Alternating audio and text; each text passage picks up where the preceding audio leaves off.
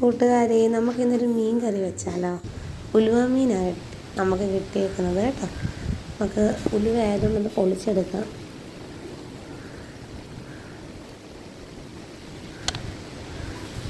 പൊളിക്കാനുള്ള എളുപ്പത്തിന് സൈഡിൽ കൂടെ ഈർക്കിലോ അങ്ങനെ എന്തെങ്കിലും ഒരു ഇതുണ്ടെങ്കിൽ കയറ്റിയാൽ നമുക്ക് ആ സൈഡ് വശം ഇങ്ങനെ കട്ട് ചെയ്തിട്ട് നന്നായിട്ട് പൊളിച്ചെടുക്കാൻ പറ്റും.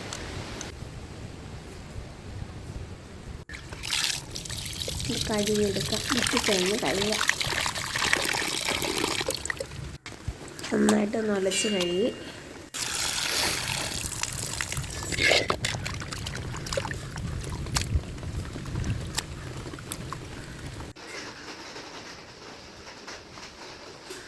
ചെറിയ പീസ് ആക്കിയെടുക്കാം.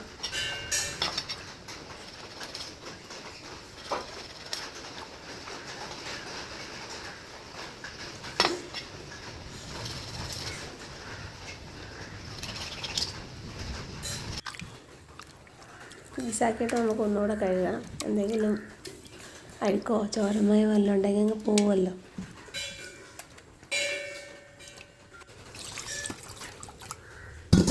നന്നായിട്ട് കഴിഞ്ഞിട്ട്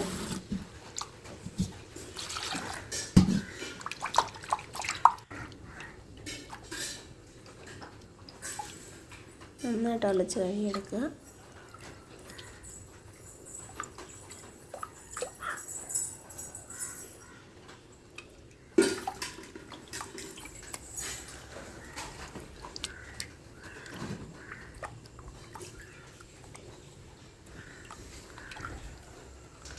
കഴുകിക്കഴിഞ്ഞ് നമുക്കിനി പുളി വെള്ളത്തിലിടാം. തോട്ടുപുളി എടുത്തേക്കുന്നത് കേട്ടോ.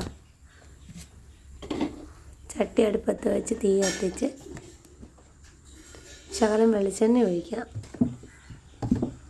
ഒരു ശകലം കടുക് ഇടാം.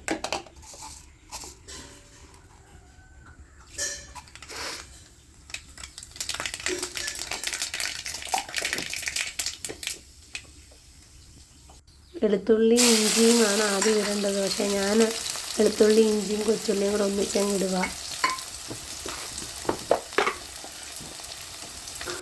പച്ചമുളക് രണ്ടുപേർക്ക് പച്ചമുളക് ഇടാം. ഞാൻ പച്ചമുളക് ചേർക്കുന്നില്ല. എരി കുറച്ച് മതി. അതുകൊണ്ട് നന്നായിട്ടൊന്ന് വഴറ്റിയെടുക്കാം.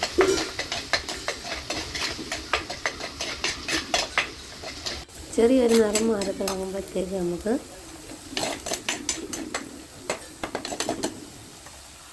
മസാല ചേർക്കാനായിട്ട് റെഡിയാവണ്ടേ. നമുക്ക് ആദ്യം മുളക് പൊടി ഇടാം. മുളക് പൊടി ഇട്ടൊന്ന് നന്നായിട്ട് വഴറ്റി കഴിഞ്ഞിട്ടേ ഞാൻ മല്ലിപ്പൊടി ചേർക്കത്തുള്ളൂ. മല്ലിപ്പൊടി ചേർത്ത് കഴിയുമ്പോഴത്തേക്ക് ചിലപ്പോൾ അങ്ങ് പെട്ടെന്ന് അങ്ങ് മൂക്കും അങ്ങ് കരിഞ്ഞു പോകും. അതുകൊണ്ട് നമുക്ക് മുളക് പൊടി ഇട്ടൊന്ന് വഴറ്റിയെടുക്കുക നന്നായിട്ട്.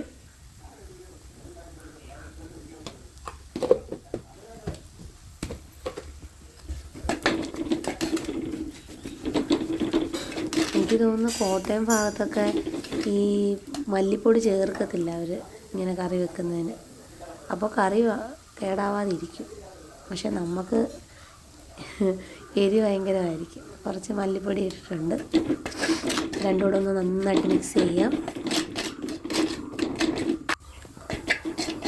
മിക്സ് ചെയ്ത് ചെറിയ തീ വെച്ചിട്ട് വേണം നന്നായിട്ട് മിക്സ് ചെയ്യാൻ.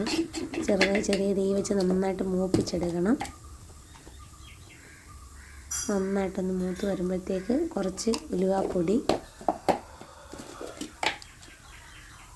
ശകലം മഞ്ഞൾപ്പൊടി,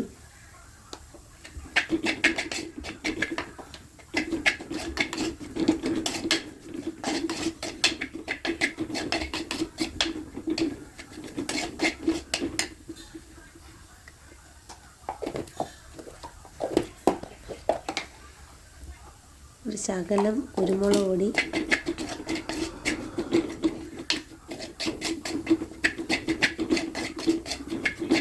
എല്ലാം കൂടി ചേർത്ത് നന്നായിട്ടൊന്ന് നമുക്ക് വീണ്ടും മിക്സ് ചെയ്ത് കൊടുക്കാം കേട്ടോ.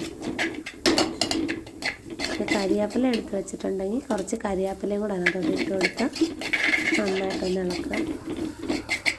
ഞാൻ ഒരു കൈ ഫോൺ പിടിച്ചിട്ട് ഒരു കൈ കൊണ്ട് ചെയ്യുന്നുണ്ട് ഈ ചട്ടിയുടെ ഫുൾ ഭാഗം കിട്ടാത്തത്. അത് വെള്ളം ഒഴിച്ചിട്ട് നന്നായിട്ട് പൊടി മൂത്ത് കഴിഞ്ഞ് നന്നായിട്ട് വെള്ളം ഒഴിച്ചിട്ട് ആവശ്യത്തിനുള്ള വെള്ളം ഒഴിച്ച് നന്നായിട്ട് ഇളക്കണം. ഇളക്കി നല്ല പരുവായിട്ടുണ്ട് നമ്മുടെ കറി. നമുക്ക് അടച്ചു വെച്ചൊന്ന് പുളിയും കൂടി ഇട്ടിട്ട് കുറച്ച് പുളി അതിനകത്തോട്ട് ഇട്ടിട്ട് അടച്ചു വെച്ചൊന്ന് തിളയ്ക്കാൻ വെക്കാം. ഉപ്പുണ്ടോ നോക്കിക്കോണം. ഉപ്പ് കുറവാണ് ഇട്ട് കൊടുക്കണം. അതെ, ഇപ്പം നന്നായിട്ട് തിളച്ച് വന്നിട്ടുണ്ട്. ഇനി നമുക്ക് ഇതിനകത്തോട്ട് മീൻ കഴുകി വെച്ചേക്കുന്നത് എടുത്തിടാം.